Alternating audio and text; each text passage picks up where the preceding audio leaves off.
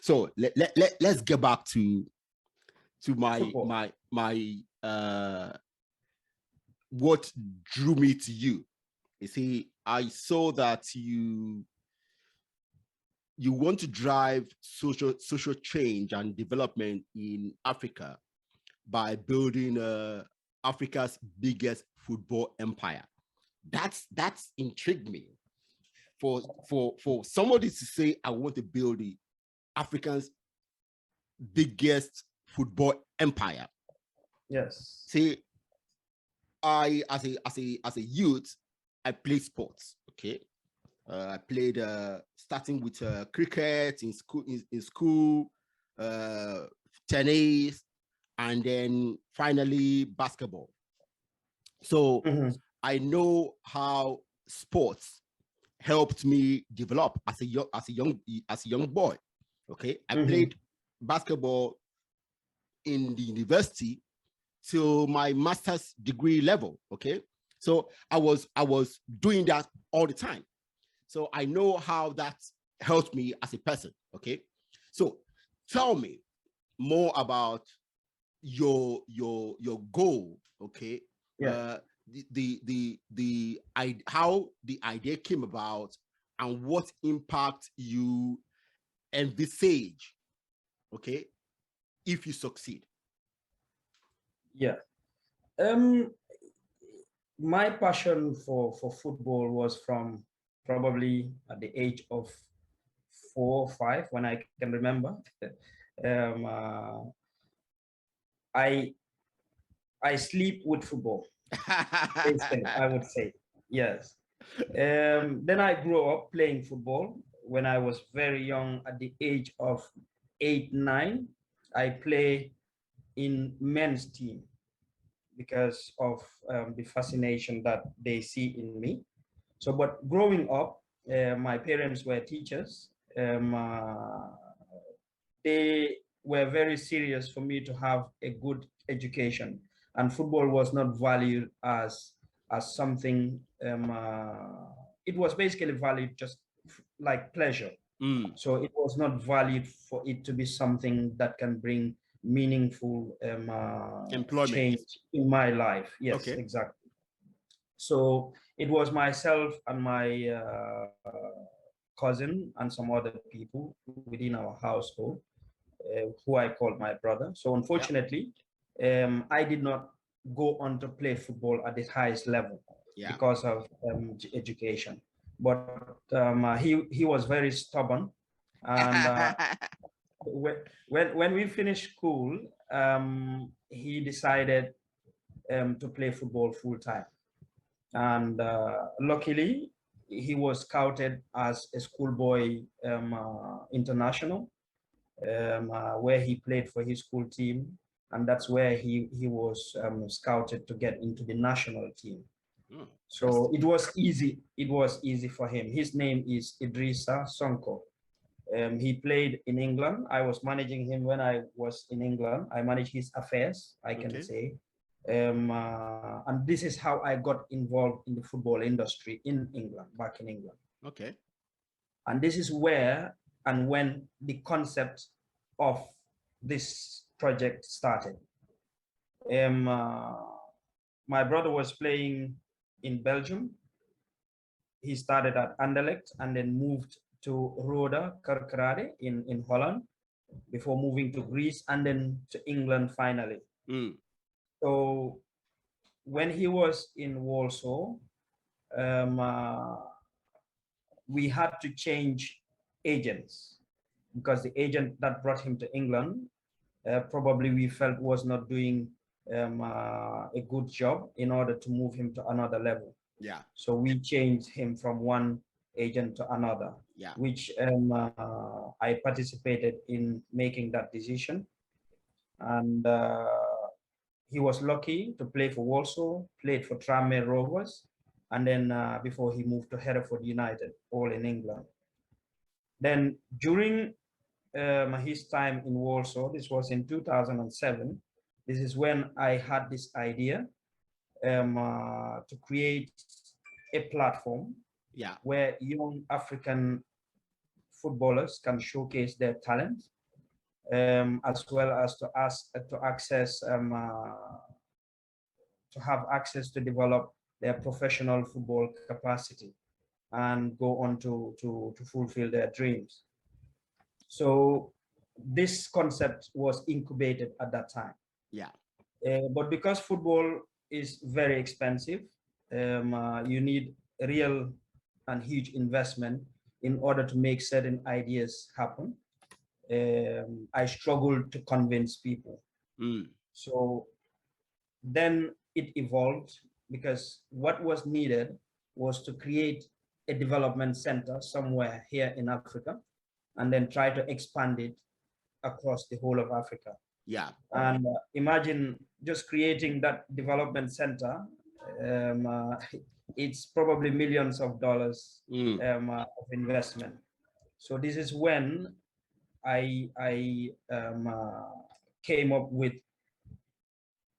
a sort of another concept, not changing it, but another layer on top of the original concept, which is going to bring income, which may also bring revenue for the funding and financing of the project. Yeah. The original idea of the Soccer Icon project was the football factory. Okay. As a production center.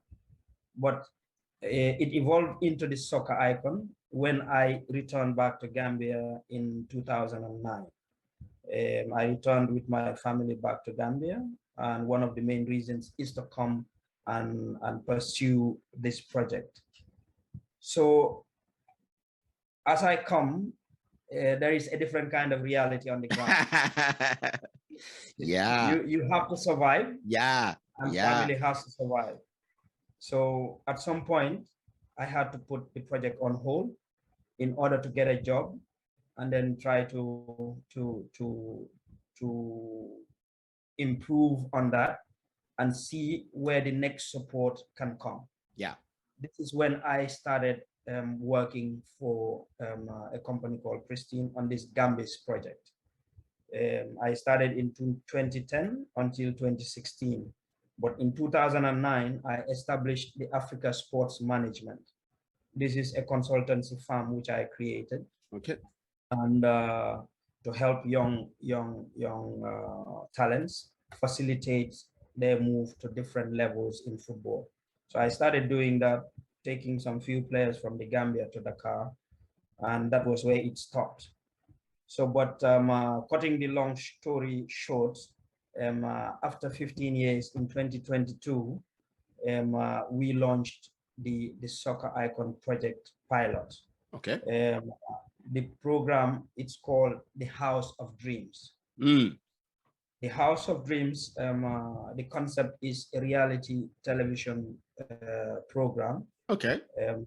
To recruit young talent and put them into a training and development camp, increase and improve their capacity, which we have partners from Spain who are willing to provide some technical expertise in order to recruit these talents and then scout them as well. All right. All right. Yeah. So recently, I have also been fortunate to be working with or be in contact with probably the world's biggest sports management firm in England.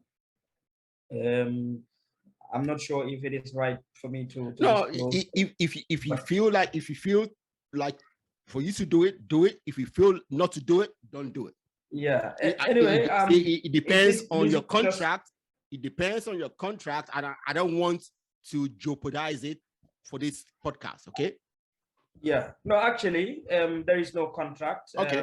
What happened is a friend of mine who I have been living with back in England, in Luton, who I supported when he came from Poland as a player.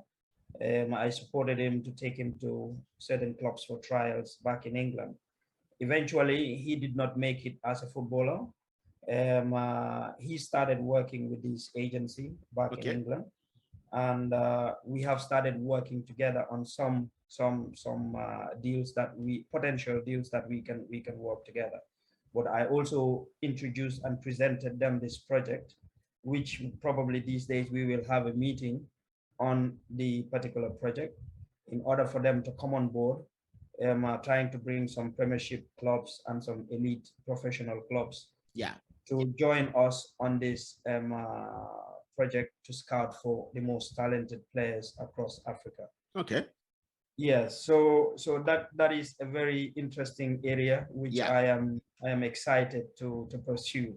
Very but good. Basically the mission of the project is to build a professional institution with a global platform to scout and develop and produce the best emerging footballers across Africa and even beyond, because we don't want to limit it to only Africa, but that is our mission.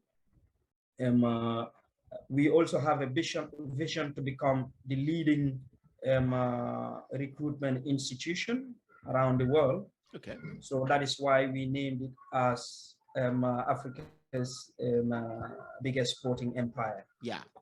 So along the way, we do not want to stop there. We also created some social impact programs with an ambition to fund up to 1 million or more youths across Africa to gain professional skills training and development of their choice, which could be outside football, either as a professional footballer or something else, because we all know that not everyone is going to make it as a professional footballer. Actually, very few people make it to the highest level. About exactly. That's so many just a small percentage. Yes. Yeah. So that being the case, we don't want to just leave them on their own, because I've been in Africa now for 12.5 years, since 2009. Yes. I've been here and I've seen a lot of young talent who could not make it through football, but also a lot of other unemployed young people who are wasting in the streets, whose skills can be developed and improved and can be empowered to do some great things. Yes. So this is the reason why we created this social impact program, in order to improve their skills training. We also believe that it will empower these young people, create employment opportunities for many of them, and have this positive impact in addressing this our deadly illegal migration and human trafficking of young Africans across the Mediterranean Sea. This has become a phenomenon and a pandemic in this region, especially Gambia and Senegal. We have a lot of young people who perished using these routes, and even before they get to the sea. Yes. In the Sahara Desert, many of them still the perish. treatment that they receive. It's incredible. So it has made me grow a lot of passion in order to make something happen. So we also intend to build sporting infrastructures and community recreational facilities for the development of sports in general. So this is very important to the development of football. So that is a brief background of the project. Wow.